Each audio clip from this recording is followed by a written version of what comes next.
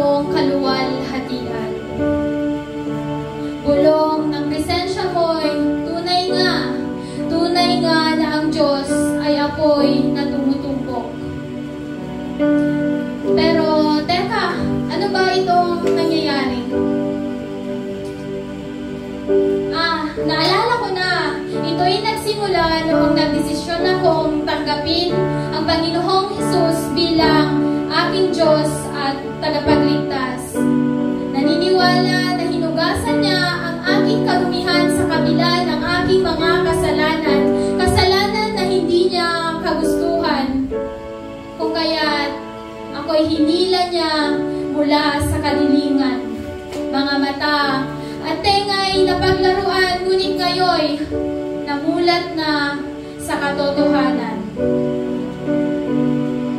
Sumiklab ang labanan sa aking kaloob-looban, ang dating nilalang at bagong pagkataong kanyang binihisan, animo'y laging may pagpipilian, ang makabubuti ba o karapat-dapat, ang tama ba o ang mali.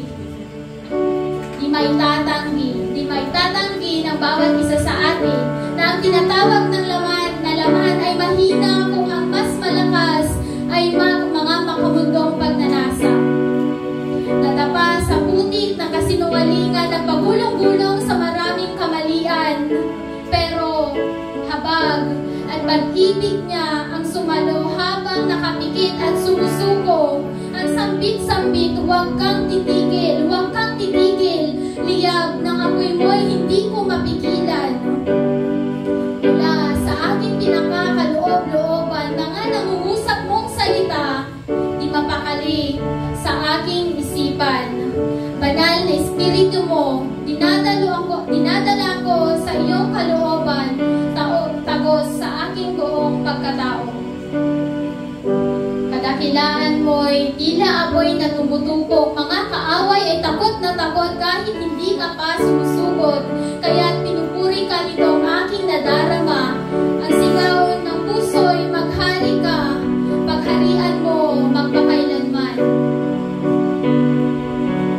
Ang liyab ng presensya mo, hindi ako sanay na ito'y wala, dahil luha ng kaluluwa ang pagsuway sa bawat nag-aalab mong salita.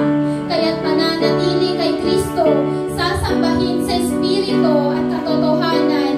Ito ang turo ng Espiritu, kahit nasa ang magdako, ang puso ay mananatiling sa Kanya ay may kaugnayan.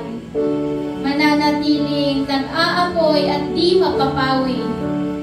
Di mapapawi kahit sa buhay ay may dumating na bagyo o buhawi.